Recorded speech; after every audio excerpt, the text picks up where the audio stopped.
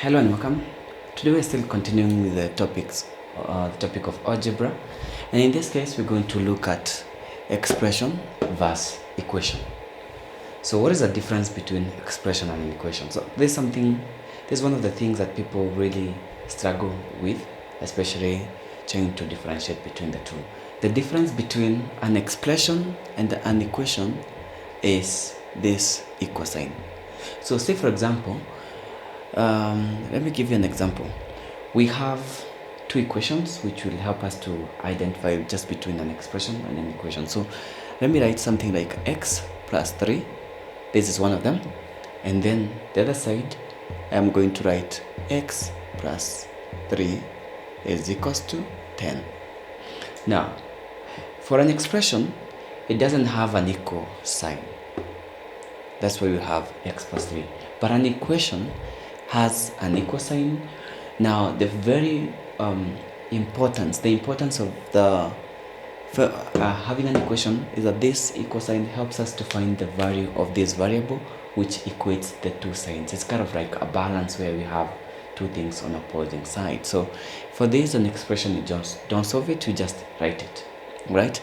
But for an equation, we find the value of x. Now, in this case, as we found in the area equation, we are going to have some rules, and the rules is if you take one number, let me just start with, a number carries a sign which is just in front of it, right? Like this 3, it is plus 3, not just 3, it is plus 3.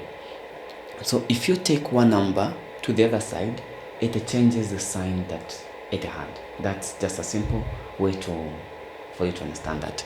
So in this case, if we take 3 to the other side, because our aim is to find the value of x, and the way to find x is just to be left with x on one side, and everything else we carry to the other side of the equation sign.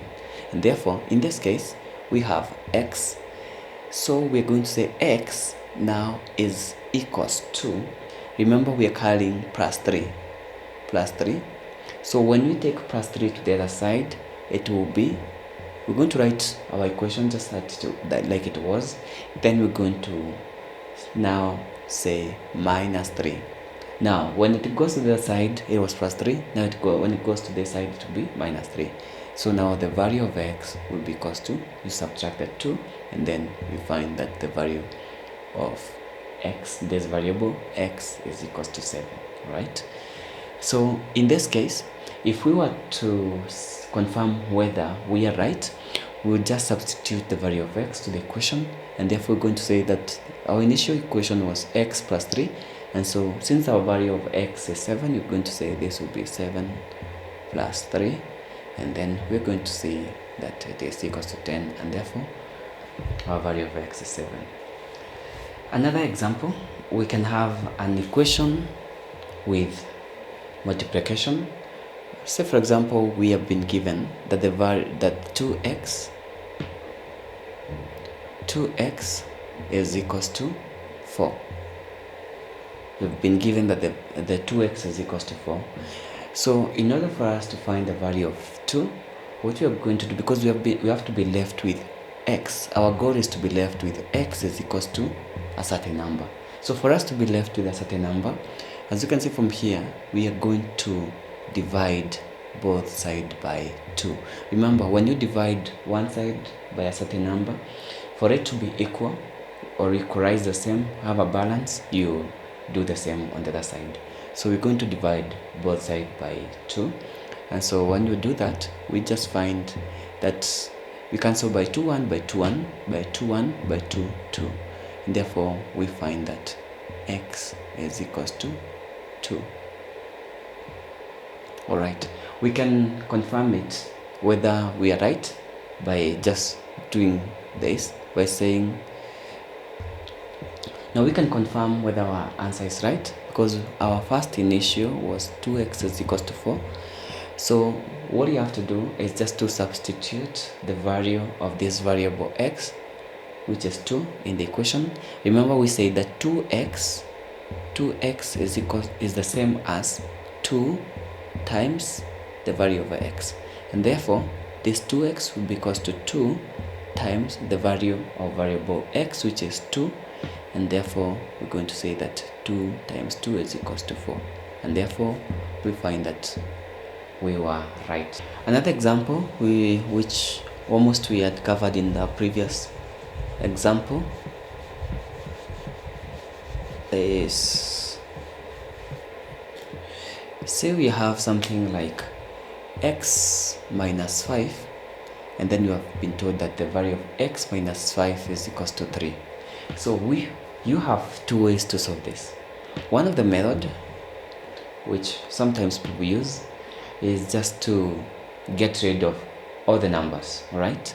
Get rid of all the numbers so that you're just left with x is equals to then the other, everything on the other side. So in this case, we are going to say that, let me just put this x that way so that it doesn't confuse with times.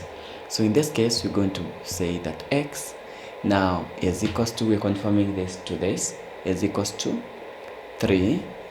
But now remember, we are taking 5 to the other side, and 5 does not just go alone, it goes with the sign just in front of it.